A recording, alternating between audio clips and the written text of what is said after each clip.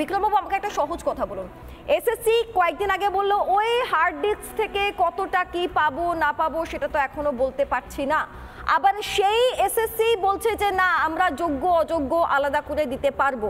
আমরা এই কনফিউশনের জায়গাটা বুঝতে পারছি না, মানে এতটা অপদার্থতা কেন হতে পারে একটা কমিশনের? কি দিতে পারবে যাতে যোগ্যদের চাকরিটা অন্তত বেঁচে যায়?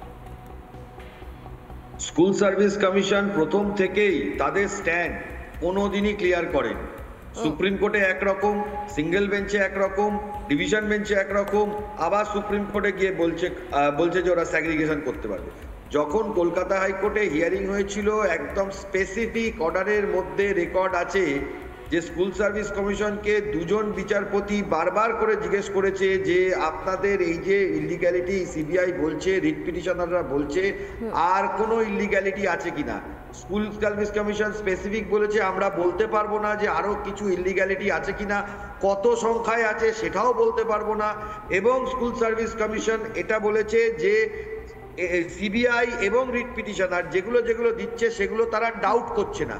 এটা একদম specific stand of school service commission before the division bench.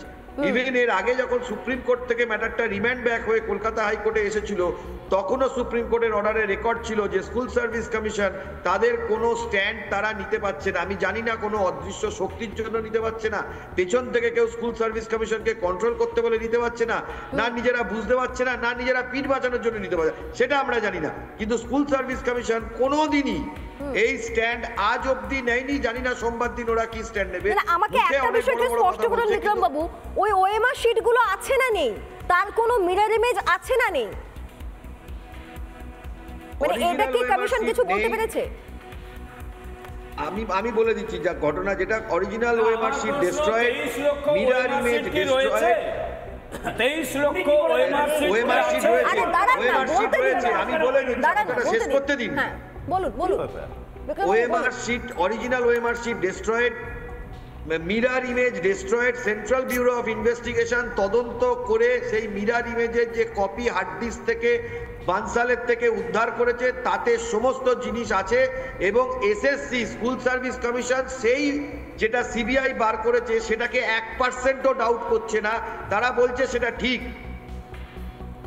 এটা স্কুল সার্ভিস কমিশন মেনে নিচ্ছে। আর তার জন্যই তারা বেসিক্যালি জেনুইন ক্যান্ডিডেট কারা সেইটা তারা বলতে চাইছে না। এই জন্য, কারণ যদি বলে 15,000 জেনুইন তাহলে 10,000 ফেক ক্যান্ডিডেট এমনিই বাদ চলে যাবে।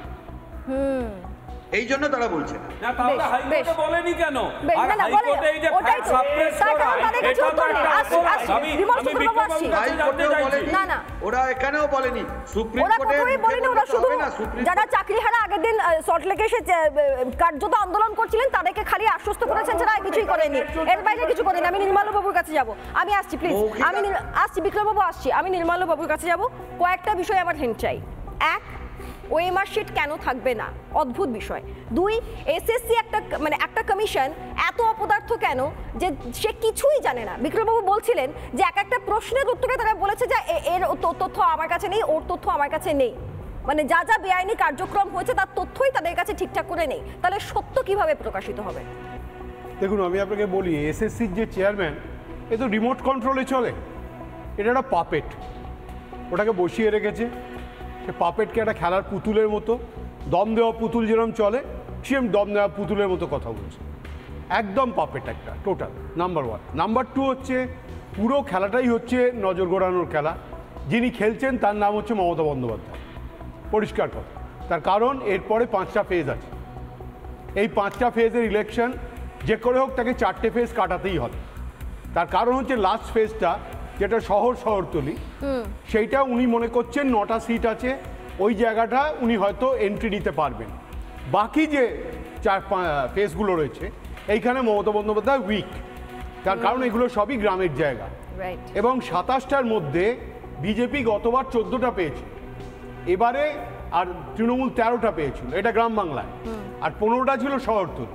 সুতরাং এই 27টা যে করে হোক উনি ক্রস ওভার করে যেতে চাইছেন। কালকে এই যে বলেছে আমরা দেব, আমরা দিতে পারবো, 5,250 জনের একটা অবৈধদের তালিকা ওরা দিয়েছিল, আর যেটা অবৈধ।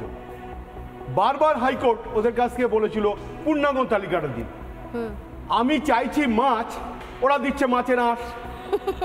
অদ্ভুত কাণ্ড।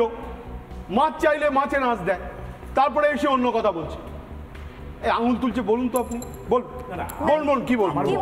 নির্মলতা ভালো গল্প লেখে, মমতা বন্দ্যোপাধ্যায় কি গল্প বলে না, বুঝে যাচ্ছে। মমতা বন্দ্যোপাধ্যায় গল্প বলে না, কি আর 338টা বই লিখে ফেলেছে, করতে হবে সেটা আপনি গল্প কি বলছেন?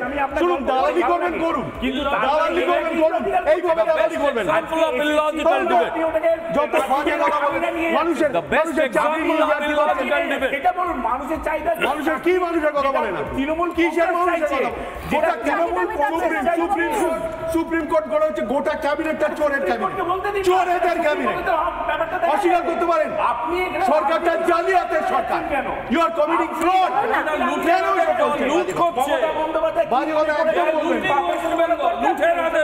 5250 জন এরা লুটেরাদের দল, ক্রিমিনাল লুটেরারা চারদিকে ওপেন জনের তালিকা দিয়েছে। কিসের বক্তব্য?